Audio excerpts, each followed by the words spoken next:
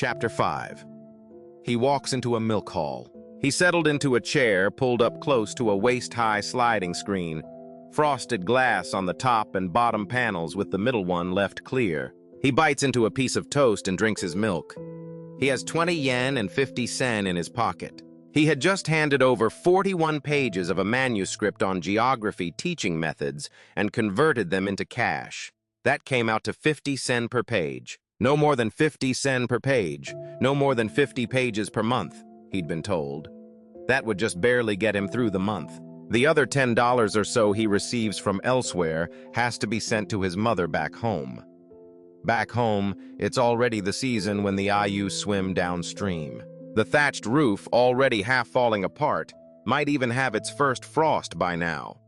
The chickens are probably scratching around the roots of the chrysanthemums. I wonder if Mother is doing all right. At the table across the way, two students are eating Western sweets and having a lively debate about the ticket sales from the chrysanthemum doll exhibition at Dangozaka. To his left, a student is peeling a tangerine and squeezing the juice into a glass of milk. He would squeeze a section of the orange, then flip past a photo of a geisha from the Bungei Kurabu, then squeeze another section, then flip another page. When he'd gone through all the geisha pictures, he stirred his glass with a spoon, making a strange face. He'd probably given himself a shock, discovering the milk had curdled from the acid. Takayanagi pulled a magazine out from under the pile of newspapers stacked nearby and started flipping through it. The copy of Kokozashi he was looking for had been folded up under a copy of the Asahi Shimbun. It was creased, but still fresh. It had only come out 4 or 5 days ago. The creased section was printed in 6-point type, and someone had gone over it heavily with red-colored pencil circles, covering the whole page. Under the title, My Views on Love, was the name Nakano Shuntai. Shuntai was, of course, the pen name of Kichi. Takayanagi set his half-eaten toast back on the plate and kept reading My Views on Love. Then, after a moment, a little smirk crossed his face. At the end of the piece on love, someone had written in red-colored pencil, Erotomania, followed by 3 exclamation marks and 32013. Takayanagi turned the page. The small print text went on for quite a while. It had quite a few names in it, though. The very first heading read, Leading Thinkers on Solutions to the Troubles of Modern Youth. Takayanagi suddenly felt like reading it. The first piece of advice was to cultivate a calm and quiet mind, but it gave absolutely no clue as to how one was actually supposed to do that. The second piece of advice was to exercise and rub yourself down with cold water. Simple enough. The third piece of advice argues that young men who don't read and know nothing of the world have no business being troubled in the first place.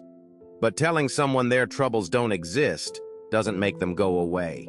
The fourth recommendation was to travel somewhere every single vacation, but it said nothing about where the money for that was supposed to come from. Takayanagi lost all interest in reading the rest. He flipped quickly to the front and opened to the first page. There was a piece titled Liberation and Obsession by Yuseishi. The title caught his interest, so he skimmed through it. When something's wrong with some part of your body, it weighs on your mind. Whatever you're doing, it keeps nagging at you. But a truly healthy person goes through their whole day, whether walking, standing, sitting, or lying down, completely unaware that their body even exists. Because there isn't a single trouble spot anywhere in his body demanding his attention, he can go through life so freely and at ease. I once came across a man with a pale, gaunt face and asked him if he had trouble with his stomach. The man replied that there was nothing wrong with his stomach at all, and as proof, he said that even at his age, he still had no idea where his stomach actually was. He laughed it off at the time, but thinking back on it later, he realized it was actually a deeply enlightening thing to say. This man's stomach is perfectly healthy, so he has no reason to dwell on it. And since there's no reason to dwell on it, it seems he couldn't care less where his stomach actually is. He eats and drinks freely, completely at ease. This man has achieved enlightenment, at least when it comes to his stomach. Takayanagi muttered under his breath that this was a bit strange. Strange, he thought. This idea of enlightenment through the stomach. What can be said about the stomach can also be said about the whole body. And what can be said of the whole body can equally be said of the mind. The trouble is that in mental life, you can't escape being caught up in things on both sides, whether you gain or lose, and that makes it even harder to bear than physical discomfort. A man of one talent is haunted by that one talent, and a man of one art is tormented by that one art. A talent or skill you can let go of with a simple change in mindset. But your own flaws, those are not so easy to shake free of. Sometimes a woman wears a sash worth 100 or 200 yen to a concert, and she gets so fixated on it that the music doesn't even reach her ears. This is what happens when you get too caught up in the obi. But that's an example of pride. When it comes to feeling pleased with yourself, as I said before, it's easier to avoid being haunted by it. But the shame of failure, now that's a stubborn curse that just won't let go. Once, somewhere, I was introduced to a guest, and we both bowed to each other from our chairs, each lowering our heads. As he bowed, he happened to glance down at the other man's feet, and noticed that one of his tabi socks, worn under his shoes, had a hole in it with his big toenail poking right through. Just as I bowed my head, he lifted his good foot and placed it right on top of the torn sock. That man was fixated on the hole in his sock, you see. I'm riddled with holes too, Takayanagi thought to himself as he kept reading. Fixation is suffering. We must avoid it. Pain itself, that's unavoidable in this world. But the pain of dwelling on things, of being stuck, is the kind of pain that stretches what should be a one-day ordeal into 5 days, 7 days of suffering. It's needless suffering. It has to be avoided. The reason we get hung up on things is that we think other people are paying close attention to us, which means in the end it's because other people are hung up on things too. Takayanagi thought back to the concert. So there are 2 ways to free yourself from dwelling on things. One way to free yourself is to simply refuse to get hung up on things, no matter how much everyone else around you does. Even when people stare, strain their ears to catch every word, pass cold judgments, or hurl insults, you just keep moving forward without letting any of it get to you. Okubo Hikozaemon once rode to the castle in a wooden washtub, you know. Takayanagi found himself genuinely envying Hikozaemon. Put fine clothes on a stable hand, and he'll immediately become self-conscious. Nobles and lords on that point have found their way to freedom. But dress a nobleman or lord in a stable hand's apron, and they'd squirm with embarrassment right away. Shakyamuni and Confucius understood liberation on that level. Those who place no importance on the material world have no need to be bound by it, you see. Takayanagi gulped down his lukewarm milk and let out a grunt. The second way to liberation is the ordinary person's way. The way ordinary people free themselves isn't about escaping attachment altogether. It's about avoiding situations where you'd be forced to feel attached in the first place. It is a matter of being careful from the start, so that drawing people's attention does not end up reflecting pain back onto oneself. So to pull it off, you need to be willing from the start to flatter popular taste and go along with whatever the crowd thinks. The Edo-style townspeople had this method of liberation down to an art. Men who frequent geisha houses understand this method of liberation well. The so-called Western gentleman, the gentleman, understands it best of all. Putting geisha and gentleman in the same category. Now that's interesting, the young man thought, as he bit another piece of toast from the side, taking a neat semicircle out of it. He wiped the butter off his thumb right onto the knee of his hakama. From the perspective of geisha gentlemen and sophisticates, figures like Jesus, Confucius, and Buddha look like complete madmen. But turn it around and look at the geisha, the gentleman, and the sophisticate through the eyes of Yaso, Confucius, and Buddha. And those worldly types are still just as stuck in their attachments as ever. They are the ones who feel proud of having found liberation while still trapped within attachment. The liberation these 2 groups seek is, at its very core, something that can never be reconciled, never be one and the same. Takayanagi had never once given a thought to the idea of liberation. He had only ever stood at the edge of the literary world, burning to become something, to make something of himself, yet unable to get there, and not because he lacked the talent, but because he had no money, no time. All he ever thought about was how the whole world seemed to gang up on him and make his life miserable, how unfair it all was, how maddening. He felt like reading on. Liberation is nothing more than a practical tool, standing in a world that has fallen low, when one strives to make one's truth prevail, to proclaim one's goodness, and to champion one's sense of beauty, to avoid the trap of dragging things out in the mud, and to steel oneself with a spirit of bold and tireless devotion. It is simply a practical means of letting go of the pain and persecution that comes from the spiritually inferior masses of this modern age. When a brilliant and gifted soul fails to grasp this means of liberation, they end up sinking into that dark pit of delusion, and without any shame at all, make the same foolish mistake of measuring their gains and losses against those very geisha, socialites, and men about town they once looked down upon. It is a tragedy for the nation.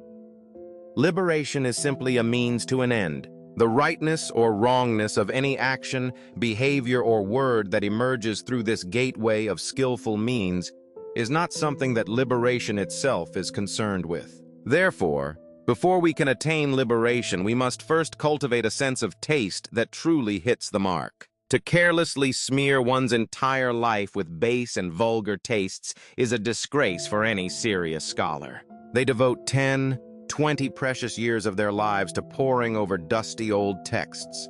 And it isn't for food and clothing, it isn't for fame and recognition, nor for rank, titles, or worldly treasure, to kindle even a single torch of light within the faintest trace of ink. It is so that the flame of truth, once kindled in that faint trace of ink, can be carried out through the gate of liberation and cast its light across a world of darkness. For this reason, on behalf of those who have truly attained their own genuine understanding, we must brush away the burden of clinging and attachment, helping them, as much as possible, to draw closer to the first kind of liberation. That is what we call morality. Morality, in other words, is the freedom we grant to a person of virtue, so that they may walk their chosen path. Those who fail to grasp this great morality are called ordinary people. The majority of people in this world are ordinary people. They cannot grasp this great morality because they are too attached to their rank and position. Those who are attached to their wealth cannot grasp this great morality. And those who have sunk even lower, attached to their drink and their women, cannot grasp this great morality either. Light is the forerunner of taste. Taste is the oil that keeps society running. Without oil, society cannot function, and a society running on dirty oil will decay. Those so-called gentlemen, men about town, and their geisha companions, they are nothing but people gliding along on filthy oil right into their graves. Those called nobles, those called men of high standing, those called wealthy merchants, they are ones who run the world on the oil of family prestige, the oil of power and influence. They want to spin the whole world upside down on the oil of the almighty dollar. True oil is something they know nothing about. From the day they were born, they have never spent a single moment thinking about it. Those who have put no thought into it at all, we can forgive for not understanding this great moral truth. But to actively suppress those who pursue enlightenment, that crosses beyond the realm of the ordinary fool and places them squarely among the ranks of criminals. Even learning the shamisen takes 5 or 6 years. Even just learning to tell good playing from bad takes more than a month of practice. It's a mistake to think that developing a sense of taste is easier than learning the shamisen. Those who study the tea ceremony waste precious time on pointless rituals and follow their master's instructions to the letter. And yet, cultivating genuine taste and sensibility is 6 times harder than learning the tea ceremony. If you can bow your head to a tea ceremony master out of humility, then you have all the more reason to listen carefully to what a scholar says, for scholars are the true home of refined taste. Taste and aesthetic sensibility are essential to human life. A person who destroys a musical instrument is a criminal, in that they are robbing society of music. Those who burn books are criminals, because they rob society of knowledge. Those who destroy taste and refinement are, in the eyes of society, far greater criminals than any common lawbreaker, because they overturn the very foundations of civilization itself. We can live without music. We can live without learning. Maybe we can even live without taste and refinement. But taste, or aesthetic sensibility, runs through the whole of life. It is the very foundation of society. To try to live without it is no different from walking into the wild and trying to live among tigers.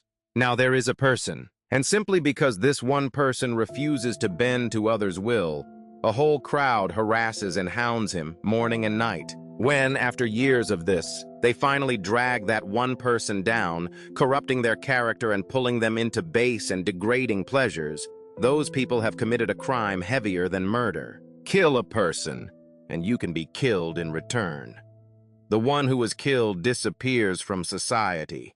They leave no lingering harm, but someone whose taste has been corrupted, they're still out there, still among us. And as long as they go on existing, they cannot help but spread that corrupted taste to others. They are a plague, and whoever created that plague is without question a criminal.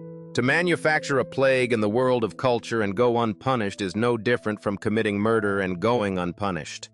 And those with power and high social standing are the most prone to committing exactly this kind of crime. Their social standing puts them in a position where they have every advantage when it comes to influencing others. Anyone who has the means to influence others, but no understanding of how to use that power responsibly, is dangerous.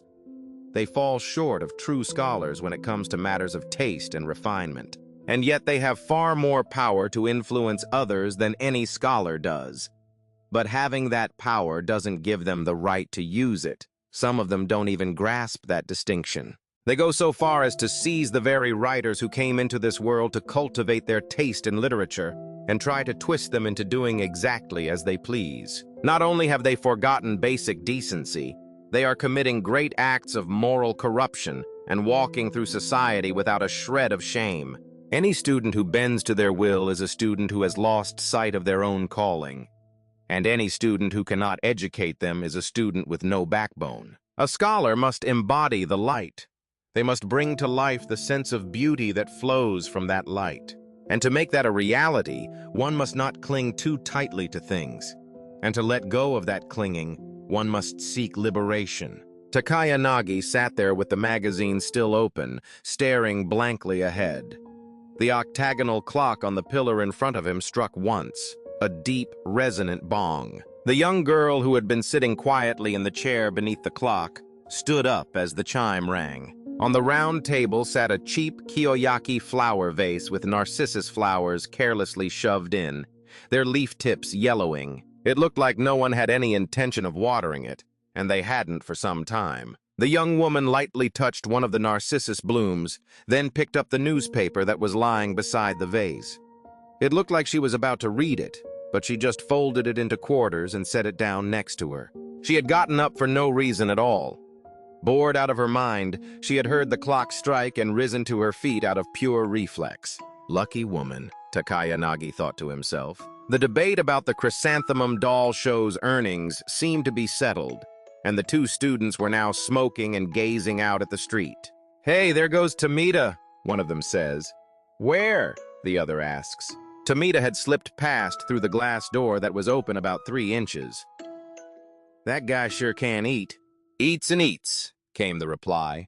So apparently he really does eat a lot. Funny how people don't put on weight in proportion to what they eat. He eats that much and doesn't gain a pound. Same as guys who read tons of books but never get any smarter. Exactly.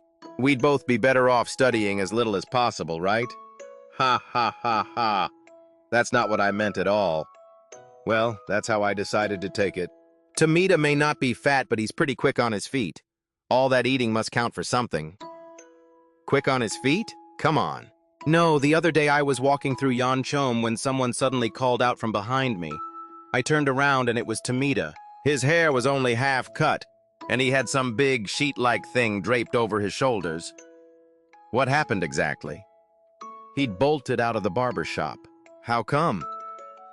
He spotted my reflection in the mirror while they were cutting his hair, so he just bolted out. Ha ha ha ha, you're kidding me. I was pretty shocked too.